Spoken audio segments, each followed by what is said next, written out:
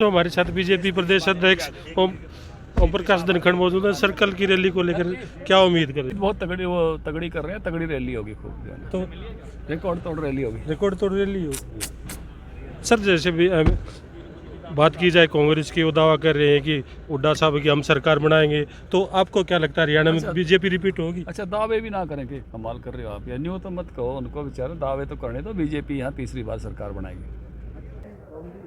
ये रैली ऐतिहासिक होगी। बहुत बड़ी संख्या में लोग इस लोकसभा से आने वाले हैं। कुछ लोगों का चाव हम रोक नहीं पाएंगे। आस पड़ोस के भी लोग सहभागी होंगे कि हरियाणा भर से, जैसे हमको लोग कह रहे हैं कि भाई एक लोकसभा है वो तो ठीक है, लेकिन हम तो अमित शाह जी की रैली में आने ही वाले हैं। तो कार्यकर्ता और जनता बड़ी संख्या में कल इस रैली में पहुंचेगा और एक बड़ा जो है, मैं कहूँगा कि जन संदेश यहाँ से अमित शाह जी के माध्यम से जाएगा। इससे पहले अमित शाह जी की एक रैली हमने फरीदाबाद में की थी, फरीदाबाद लोकसभा की, अक्टूबर महीने में। बहुत तगड़ी रैली हुई थी। जगत प्रकाश नड्डा जी कैथल में आए थे, उनकी भी कुरुक्षेत्र सभा की एक तगड़ी रैली हुई थी। राजनाथ जी झज्जर आए थे, वो एक ज़िले की का प्रोग्राम था, वो भी तगड़ा प्रोग्राम हुआ था। और आने वाले समय में अन्य लोकसभाओं की भी इस प्रकार से रैलियां होंगी। ये एक ऐसा मौका है कि 2023 में मैं कह सकता हूं कि पहला कार्यक्रम, बड़ा आयोजन पहले महीने में ही गोहाना से इसका शंखनाद हो रहा है।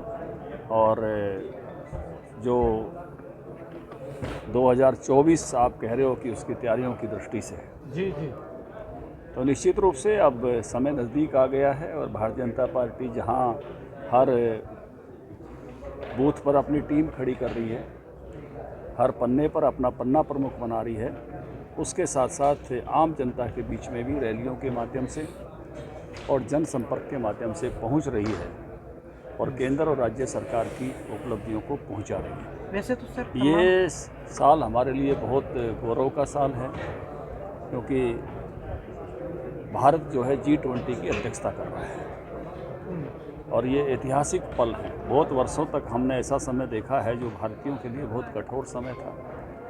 छोटी छोटी भी कोई बात हमारे गौरव की हो जाती थी तो वर्षों तक हम याद रखते थे, लेकिन ये साल SCO की अध्यक्षता, G20 की अध्यक्षता, ऐसे भारत के लिए बहुत ही गौरवपूर्ण पल ये हैं। और जिस प्रकार से नरेंद्र मोदी जी के नेतृत्व में भारत की अर्थव्यवस्था मजबूत हो रही है और आसपास के देश ढह रहे हैं, पाकिस्तान चाहे हम देखें, श्रीलंका देखें, यूरोप की इकोनॉमी पर जो प्रेशर है वो देखें, अमेरिका की इकोनॉमी पे प्रेशर देखें, जिस प्रकार से महामारियों से निपटने में भारत सबसे आगे बढ़ा है और हमारे जिनको महाशक्तियाँ कहते थे वो विफल हो रहे हैं, चाहे चाइना है, चाहे बाकी कंट्रीज हैं। फिजर जैसी बड़ी भारी अंतर्राष्ट्रीय कंपनी की वैक्सीन फेल हुई है।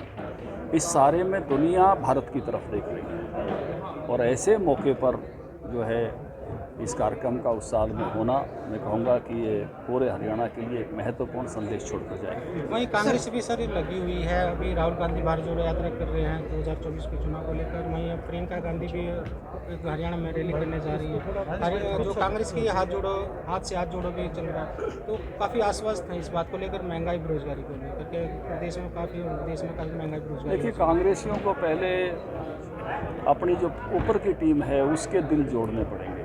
राहुल जी कह के भी गए थे कि भाई मोहब्बत की दुकान खोलो, लेकिन अभी कोई मीटिंग हुई तो उसमें वो हाजिर ही नहीं थे, क्योंकि सबको मालूम है कि 2 अध्यक्षों को जानबूझकर विफल किया गया।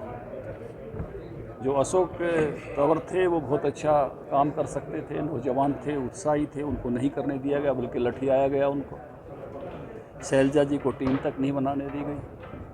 तो ये जिस प्रकार की राजनीति कांग्रेस में चली और उसके कारण से सुरजेवाला जी को जाके जयपुर से, राजस्थान से चुनाव लड़ना पड़ा। कुलदीप जी तो वहाँ बाय करके भारतीय जनता पार्टी का हिस्सा हो गए हैं। भव्य बसनोई अब हमारे युवा विधायक हैं। तो ये जो कांग्रेस में जो चला है ना अंदर, तो कांग्रेस को बहुत, बाहर के कार्यक्रमों के नाम तो कुछ भी देते रहो, लेकिन कांग्रेस के घर में अंदर सब ठीक नहीं है और वो उधर से ही खराब किया गया है। इसलिए ऐसे अभियान और ऐसे नाम देने से कोई परिवर्तन होने वाला नहीं।